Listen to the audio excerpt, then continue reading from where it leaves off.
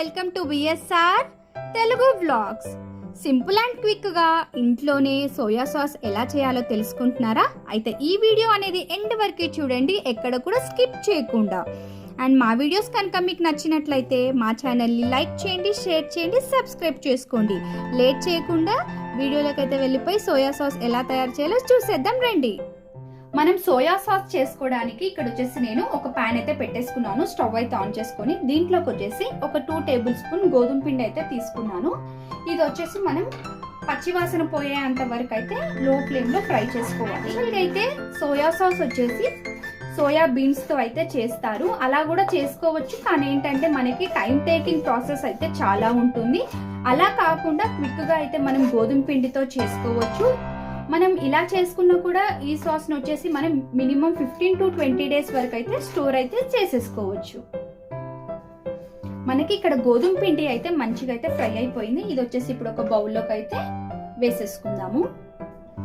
ఇప్పుడు మనం same pan లోనే 1/2 కప్పు షుగర్ అయితే యాడ్ చేసుకోవాలి. మనకైతే స్లోలీ షుగర్ మెల్ట్ అవ్వడం స్టార్ట్ అవుతుంది. ఇదంతా కూడా వచ్చేసి లో ఫ్లేమ్ లోనే అయితే చేసుకోవాలి. మనం ఇలాంటివి సోయా సాస్, చిల్లీ సాస్ ఇవన్నీ కూడా ఇంట్లోనే చేసుకోవడం చాలా బెస్ట్ అండి. ఎందుకంటే బయట అయితే వాళ్ళు ఎలాంటి కెమికల్స్ యాడ్ చేస్తారో తెలియదు కదా, మనకి ఎక్స్ట్రా టేస్ట్ రావడానికి. మనకి స్లోలీ అయితే షుగర్ అయితే మెల్ట్ అవుతుంది. ఇదైతే టోటల్ గా మెల్ట్ అవ్వాలి. మనకి షుగర్ అయితే మెల్ట్ అయిపోయింది. ఇప్పుడు చూసారు కదా, ఇది లైట్ బ్రౌన్ కలర్ లాగా వచ్చింది. అంటే మనకి క్యారమిల్ ఎలా ఉంటుందో అలా అయితే రెడీ అయిపోయింది. ఇంకా ఇది వచ్చేసి అయితే కొంచెం ఇంకా డార్కిష్ బ్రౌన్ కలర్ అయితే రావాలి. ఇక్కడ చూస్తున్నారు కదా, మనకి షుగర్ సిరప్ అయితే మంచి డార్కిష్ బ్రౌన్ కలర్ లో వచ్చింది. ఇప్పుడైతే మనం దీంట్లోకి స్లోగా వాటర్ అనేది యాడ్ చేసుకోవాలి. నేనైతే 2 గ్లాస్ ఆఫ్ వాటర్ యాడ్ చేస్తున్నాను. ఇలా యాడ్ చేసుకునేటప్పుడు ఏంటంటే మనకి ఎక్కువ పొగలాగా వస్తుంది. కొంచెం జాగ్రత్తగా అయితే యాడ్ చేసి వేసిన తర్వాత అయితే స్లోలీ కలుపుతూ ఉండాలి. ఇదైతే మనకి లైట్గా అయితే దగ్గర అవుతుంది. మనం దీంట్లో వచ్చేసి ఎలాంటి ఫుడ్ కలర్ కూడా యూజ్ చేయట్లేదు, న్యాచురల్గా అయితే ప్రిపేర్ చేస్తున్నాము. 1/4 టీ స్పూన్ వచ్చేసి ఇక్కడ నేను సాల్ట్ అనేది యాడ్ చేస్తున్నాను. మనకి ఇక్కడ సోయా సాస్ అనేది మరగడం స్టార్ట్ అయ్యింది. మనం ముందుగానే రెడీ చేసి పెట్టుకున్న గోధుమ పిండిలోకి కొంచెం వాటర్ అయితే యాడ్ చేసుకొని దీంట్లోకి బబుల్స్ ఏమీ లేకుండా ఈ పిండిని అయితే మంచిగా కలిపేసి అయితే పెట్టేసుకుందాము. మరుగుతున్న సోయా సాస్ లోకి కలిపి పెట్టుకున్న గోధుమ పిండి మిశ్రమం అయితే స్లోలీ యాడ్ చేసుకోవాలి.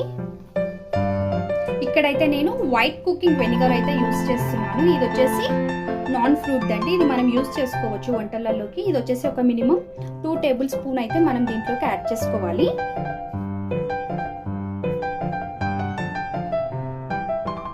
ఒకవేళ మీ దగ్గర వెనిగర్ అనేది లేకపోయినట్లయితే లెమన్ జ్యూస్ అనేది యాడ్ చేసుకోవాలి. వెనిగర్ వేసుకున్న 2 మినిట్స్ తర్వాత అయితే ఫ్లేమ్ అయితే ఆఫ్ చేసేసుకోవాలి. మనకి సోయా సాస్ వచ్చేసి టోటల్గా అయితే కూల్ అవ్వాలి. కూల్ అయిన తర్వాత మనం సోయా సాస్ని ఎలా స్టోర్ చేసుకోవాలి అనేది మనం సోయా సాస్ అనేది ఎయిర్ టైట్ కంటైనర్లో స్టోర్ చేసుకుంటే సరిపోతుంది.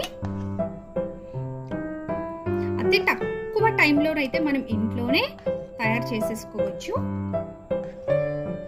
సోయా సాస్ అయితే మనం ఇంట్లోనే ఎలా తొందరగా తయారు చేసుకోవాలనేది చూసేసారు కదా.